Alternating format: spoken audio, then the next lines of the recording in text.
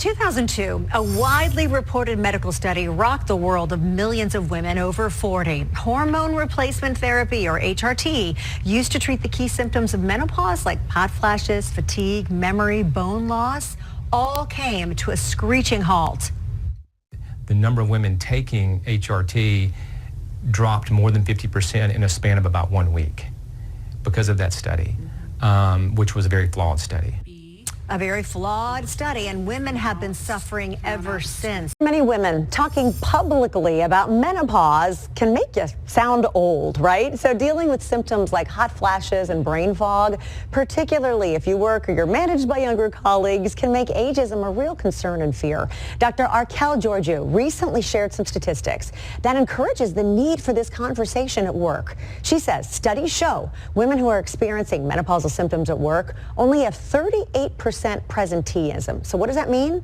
It means they're only really fully engaged 38% of the time. And because of that loss, she believes most employers will make some adjustments to support women. You have to advocate for your health, and I think we need to look at ourselves first as what can we do as individuals to speak up. I think that employers are open, many employers are open to accommodating to have more productive employees. Hold it right here. I'd been stretching, kicking, and ball changing behind this woman for years. Left corner, front row at Jazzercise Green Hills. Her name? Thayer Wine, a longtime former food critic at the Tennessean, published cookbook author. This book is sort of obsolete. Who studied ballet at the Sorbonne in France, then picked up painting post-retirement. Doing the branches and stuff of the tree over here. Impressive? Sure.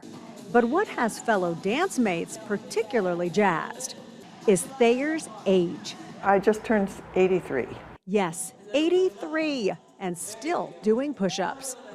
Instead of thinking about being 60, I'm thinking about 105. Is Thayer a super ager? Dr. Emily Rogalski says she certainly could be. We define them by their age, being at least age 80, and then having memory performance at least as good as 50 to 60-year-olds, and being at least average in other aspects of cognition. So language and attention, and what we call executive functioning, that has to do with our ability to plan and organize. Left, to be left, sing with me. Are you ready? Tell me what you got. First, they stay connected with other people.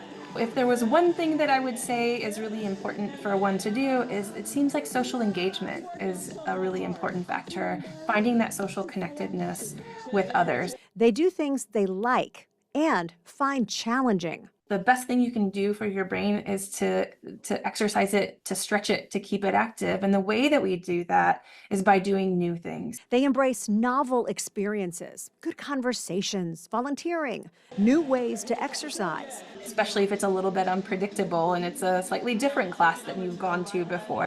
They keep learning and they pay attention.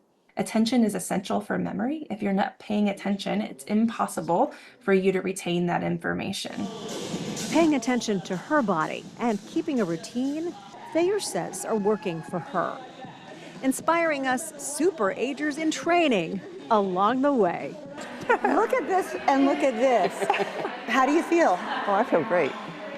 I definitely hit that point when I didn't feel like getting out of bed in the mornings. I forgot what I was talking about in mid-sentence. Jamie's extreme fatigue and brain fog motivated her search for help. Do you have any questions? I guess, is it gonna hurt? Ultimately, getting a controversial treatment called hormone pellet therapy. Restoring a natural physiological state with a molecule that their body is very familiar with. Are you doing okay?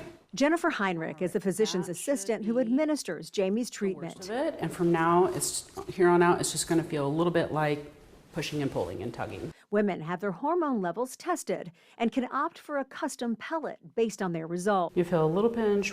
Roughly the size of a grain of rice, it's implanted into the hip with a tiny incision, releasing a steady dose of hormone lasting 4 to 6 months. But the therapy is not FDA approved. Is women's safety at risk here? It can be. OBGYN and Vanderbilt professor Dr. William Lee prescribes estrogen, progesterone, and even testosterone cream for some patients. But he does not believe in pellets, which can't be removed or even adjusted once implanted. We have no safety data, long-term safety data, or even short-term safety data on what's the impact. The other debate surrounding the pellets involves what's in them.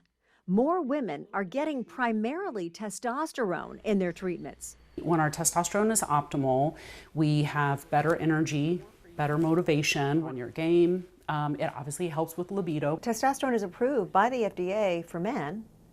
Why isn't it approved for women? Historically, most medical studies involve men. That's not okay for Jamie or Jennifer. What advice do you have for women who feel ignored and dismissed by their doctors? To find another clinician who will listen to their concerns, because there are people out there who know a lot about this and can help. Help Jamie hopes will get her health and happiness back on track. Now we're living a quarter or a third of our lives after menopause. And, you know, some of us want to dance to the finish line, not just limp to the finish line. There are many doctors who are practicing today that grew up in the same generation that I did, where we heard from the 2002 Women's Health Initiative hormone replacement therapy results that hormone replacement therapy has more risk of breast cancer, of heart disease than benefits. And many doctors haven't been re-educated that those results were flawed, they misrepresented the results, and it is important to consider hormone replacement therapy in all women. Today, we're talking about signs and symptoms of menopause, in addition to weight gain, particularly in the abdomen and hips. Dr. Georgiou says 80% of women will have what are called vasomotor symptoms, like hot flashes. And that happens because estrogen levels are fluctuating, but it's more than just hot flashes. She says 50% of women have genital urinary symptoms. That means vaginal dryness, difficulty with pain, and pain with urination, actually. But get this, it's brain fog. That's something many women do not realize is a symptom of menopause. That can come from a number of different parts of menopause. One is that menopause is also related with anxiety. Depression and anxiety, quite common because, as I said, it affects the brain. But the other one that we need to remember is that estrogen affects how the blood vessels contract and expand. Nashville's Bell Court Theater hosted a free screening tonight of the first U.S. documentary to help the 55 million women currently experiencing menopause. Felt myself crawling into yourself and away from everyone. And so I lost a lot of the confidence in the one thing that I knew how to do. If I can't ad-lib, if I can't read the teleprompter and the words that are in front of me, I can't be a journalist. Then you get like heart fluctuations. And I thought, okay, it's just that I'm having a panic attack. So then that messes with your mental psyche.